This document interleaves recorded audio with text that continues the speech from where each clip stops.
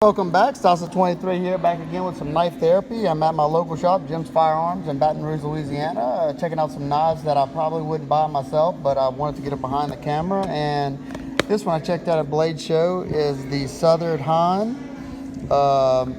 Here's the price tag on it. If you're interested, give them a call. You got a nice, smaller design. You got that recurve. I'm not usually a recurve fan, but you know, I like the aesthetics are fine with me. I like, you know, how the lines flow pretty well. Got that nice, attractive stone wash that they do. Billboarding's minimal.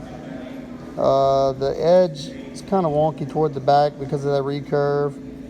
You got some nice functional jimping. Of course, Spyderco always does great jimping.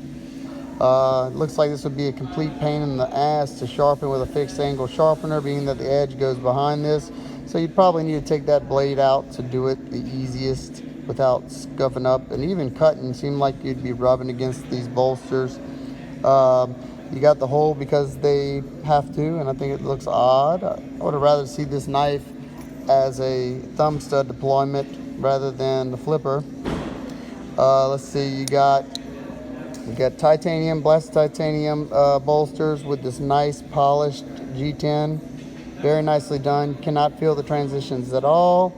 And it seems, you know, I'm pretty sure it looks like you got a bronze pivot, because if you look at this, these are stainless. That's bronze, definitely. And I don't know why they did that. It doesn't really match with the rest, but okay. This knife is super light, and as you can see in there, they got skeletonizing in the inside, top and bottom, and it seems to be that the liners are titanium. Correct me if I'm wrong. You know, super light. And I don't know if I've seen a titanium compression lock, the actual compression bar. And you can see in there they have those new phosphor bronze encased bearings. And I will tell you, look at this. This is stupid smooth on the contraction right there. The D10 is kind of weak on this guy. I can still make it go out pretty well. Yeah, I can make it rock it out, but I'm going to talk about a super flaw, I think. Centering is pretty dead on. Might be to the right a hair, but you know, whatever. Pocket clip has pretty good retention, just nothing fancy. Left or right tip up carry. You can see they have a milled spot for left hand. You got a lanyard hole right there. Do a quick size comparison. This is my 4th time trying to do this video, so let's see. As you can see, the bug out is a little bit bigger than the Han, but it's comparable in weight, it seems like to me, with at least the ones with the G10 scales.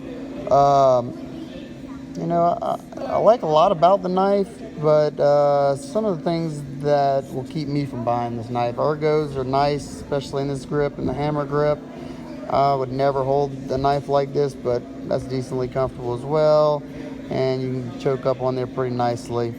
But okay, let's talk about some, to me, major flaws that will keep me from buying this knife.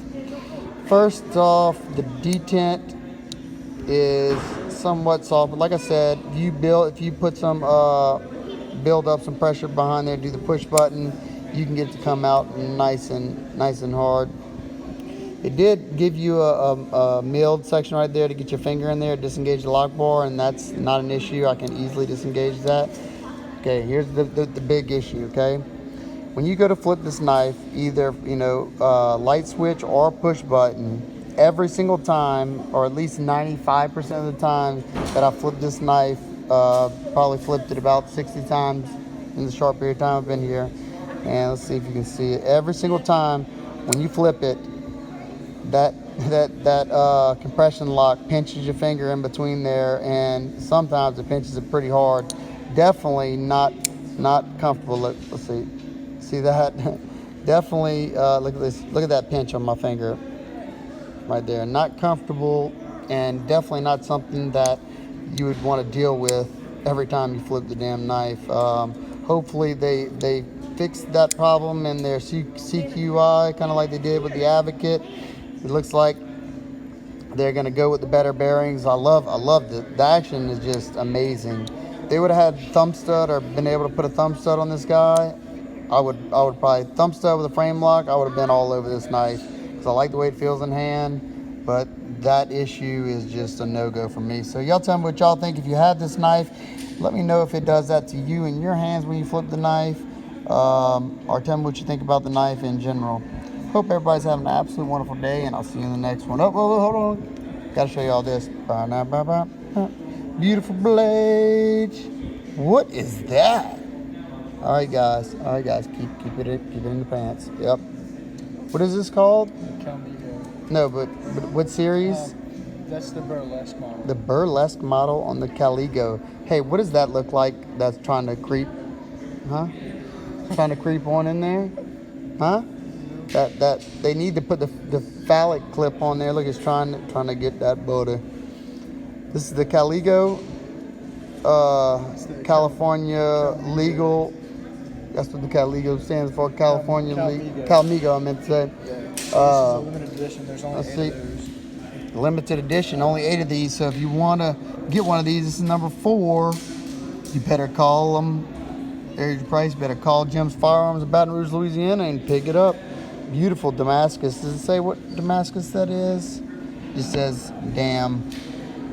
Let's see. Vegas Forge. High contrast stainless Damascus. Tell you what, the Caligo, being as small as it is, it's like a 3 1/4 inch grip, but having that extra thickness in there, I get a very, very nice purchase. And let's check the action on this before I wrap it up. You can feel that Damascus whenever you close it. Here, you can take that one if you want. Let's see. Ooh, that button so far back there. At first I thought it was going to go flying out of my hands, but ProTech knows what they're doing. They got that button nice and recessed. You got a lock right there.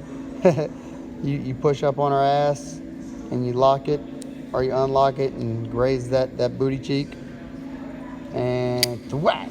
Nice thwack on there. Get a quick size comparison with the Han. And I'll throw the bug out in there just so you can get an idea of the size of the Calmigo. There you go. So, small knife, sub, what is it? I think it's like a 2.5 inch blade or something like that. So there you go. Hope everybody's having an absolute wonderful day, and I'll see you next time. Peace.